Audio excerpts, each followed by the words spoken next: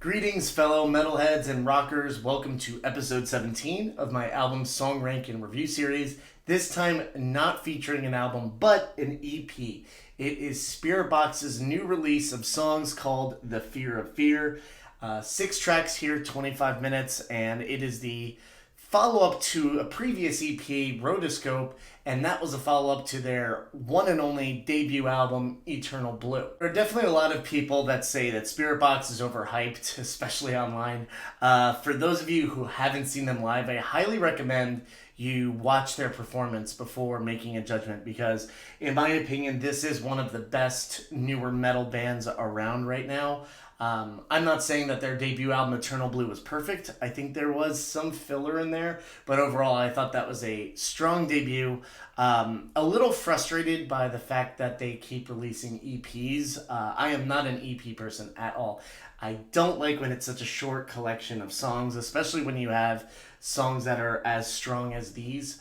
Regardless, I am going to rank these songs from least best to best. Let's see what Courtney and co have in store for us in The Fear of Fear.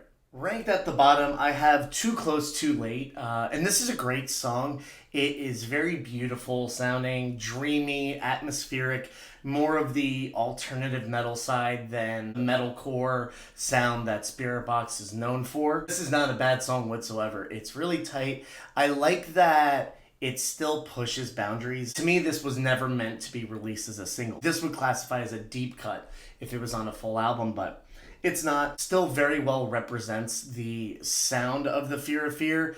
And by that, I mean that it flows very, very well within the context of the album. So it's third song, kind of right in the middle between some of the heavier tunes. And I enjoy it a ton. For those of you that don't like the mid-tempo, sing-songy Spiritbox songs, it might not be for you. Another thing that I think is really cool is that the lyrics tie in to a lot of the other songs in the album. So the lines in Too Close Too Late are actually also heard in the lead single Jaded. So I thought it's cool that the band is weaving these themes together. And for those reasons, a lot of the songs need to sound different. They bleed into each other, and if it was just the same song repeated 6 times, it would kind of be pointless. So I really like that Too Close Too Late takes you on a journey. It is something that you don't really expect, and I would say it's probably the lightest song in the album. Ranked at number 5 is the 5th track on the EP, and that would be The Void. This was, I believe, the first single released on the album. And this song had initially made me a little worried. It was more of the softer electronic sound that the band went with on the Rotoscope EP. Now, there's less electronics here, but overall, I really enjoy this song. The guitar work is all over the place. I think Mike Stringer does a fantastic job. He is a very technical and already underrated guitarist, and it's really cool to hear what he does in the chorus. He's all over the place. It's a very chaotic riff, but Courtney's vocals are the complete opposite of that. They're very controlled, soaring over the mix amidst a lot of the chaos, and The Void fits the album's themes really well. Fear is brought up a lot. Courtney repeatedly says, "Where do my fears go? Where do my fears go? And where do my fears all go when they die?" So deep questions here. The fear of fear, right? Obviously a very deep subject, and you don't really know where it's going to go. When you see the Fear of Fear title, you think, okay, like this is going to be very, very dark. And yes, it does start dark, but towards the end of the EP, you start feeling hopeful, and The Void is kind of that first step, in my opinion, of the hopeful sound. It's talking about falling into a void, but it's a place where they belong and having someone there to catch your fall. So I think that's really cool. It shows progression throughout the short 6 songs of the EP, and it's a fun one. It sounds great live, I can confirm that. Less heavy, once again, than a lot of the other songs in the EP, and that's not a bad thing. Ranked at 4, I have Ultraviolet, which is the EP closer. This song is, again, another atmospheric one, but is elevated compared to Too Close Too Late and The Void. So these 3 are pretty similar. I'd say The Void so far has been the most upbeat of the tracks. And even though Ultraviolet is more calm, definitely more somber, it's a beautiful track. It's very melodic, as metal ballady as it is. There's still a lot to offer. It's not one-dimensional. The lyrics paint an awesome picture. There are a ton of great guitar fills throughout the song that remind me of old school Spiritbox, where, yeah, it kind of feels like a downer, but still seems hopeful. So it's interesting. In the void, she talks about falling into a place that she belongs and having someone break her fall. In this song, it kind of feels like there's some reluctance all of a sudden. And she talks about, instead of that, maybe you can meet me in another life and they can burn into the velvet sky. Not sure what that means, but the imagery is really cool. Overall, Courtney's lyrics paint a very, very cool landscape. Sometimes when she does get very descriptive, it's so emotional that it doesn't really put you in a place. But this time, she's actually describing settings and physical spaces like that velvet sky. In this dreamy world or dream state that she's in, she talks about crimson skies and trees and being in the presence of an emotional vampire. Strong metaphors in the song. And after the verse, they have a cool vocal effect on Courtney's voice. There is some heavy auto-tune. It's in the backing vocal layers instead, so her main vocal line, no auto-tune, it sounds great. And then in the backing layers, you hear some heavy auto-tuning coming in. I think this is a good technique. I'm really usually not a fan of auto-tune whatsoever, but I admire this creative approach to adding layers to her vocals mixed with some auto-tune to make it electronic and futuristic. And this time, it works well. Lastly, I can't help but notice at the end of Ultraviolet, it sounds like another song is going to start. Now, all these songs run right into each other. The band has said that this is just one big song. Hearing the end of Ultraviolet kind of like build up to something and then completely stop tells me that there is more to the story. Memories Faded, Blood is Jaded. Coming in at number 3 is one of the lead singles of the EP, and this is a fantastic song. It combines a lot of what has made Spiritbox successful already, all into one, and it makes everybody happy. If you want the quiet, melodic verses that Courtney sings in a very dreamy, slightly Evanescence type way, you've got those there. If you want the growling, harsh vocals that are so powerful from her, you get that too. Jaded is so multi-dimensional. You have Zev Rosenberg on drums, who does a great job. He carries this very spastic drum beat, but it fits really well, and in a song that I think is a perfect choice as a single. It doesn't really feel commercial. It just has incredible melody, great hooks, and it's very unpredictable thanks to its peaks and valleys in the song. Quiet verses lead to bombastic heavy metal pre-choruses, and then you get to the chorus, and it's beautiful. Once again, it has those vintage Courtney clean vocals soaring over the mix. But this time, rather than some of the moodier songs that I have ranked lower, Jaded's chorus is upbeat. The melody is a little faster. You can move your head to the syllables of the chorus, and it doesn't take away from how emotional the track is. These are dark songs, and Courtney does a great job of painting images and these colors. I love the title Jaded too, especially as this band has found a ton of success very early. Yes, they did release several EPs before Eternal Blue came out, but regardless, some people feel that Spiritbox was an overnight success in around 2020. The band doesn't sound jaded. They're still pushing their boundaries and trying to be better. On Jaded, you can really hear that. This is one of the strongest singles they've ever released. As the song continues its flow, it is abruptly interrupted by the bridge, where Courtney is literally repeating the song title of Too Close, Too Late. She sings, "I know where I want to go, but you know that it's too close, and you know that it's too late this time." So really love these lyrical themes tying into each other. It also makes me really frustrated because as a full album, there's so much potential to expand on this and really tell a full story versus a 25-minute story. I have no complaints about this track whatsoever. It's an absolute banger. Holy moly. Ranked 2 overall is Angel Eyes, and this is a heavy track. One of the heaviest songs Spiritbox has ever come out with. From the opening line of Innocence is a Game That I Have Lost, you are taken into these crazy awesome guitar riffs. Now, they're not super technical, but they don't need to be. They're dramatic, repetitive, rhythmic. Korn meets Meshuggah type riffing here, where you have the simplicity of Korn, but that edge of Meshuggah combined. It starts with such an overwhelming bang. You might think, okay, it's hard for the band to continue this pace already, and you're only 20 seconds into the song. And the guitars do stop for the verse. However, you have some very eerie electronics happening. And instead of singing low, which Courtney usually does when things quiet down, now she is still screaming.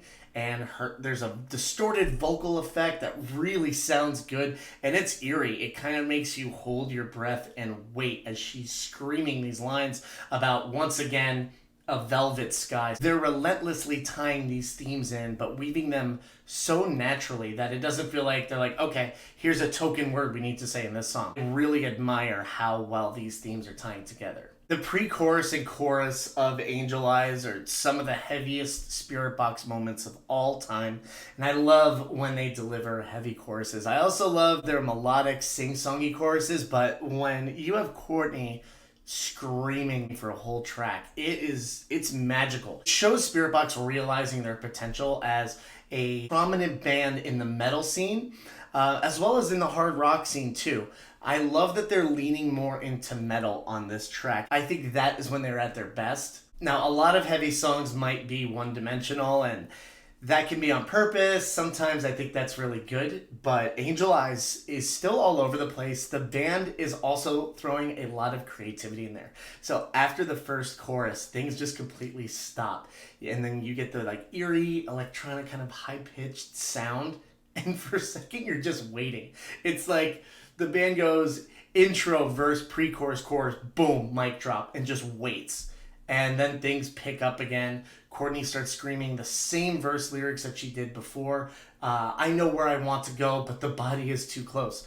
Once again, the too close, too late comparisons. And then, of course, the band explodes into the pre-chorus and chorus, and this just makes you want to bang your head as hard as humanly possible. Another interesting thing to note with Angel Eyes is, if you listen to it a few times, you might notice that what you think is the pre-chorus and chorus doesn't come back at the end of the song. Instead, it's that intro verse, which makes me think, was the intro verse actually the chorus, and then those other heavy moments, the verses?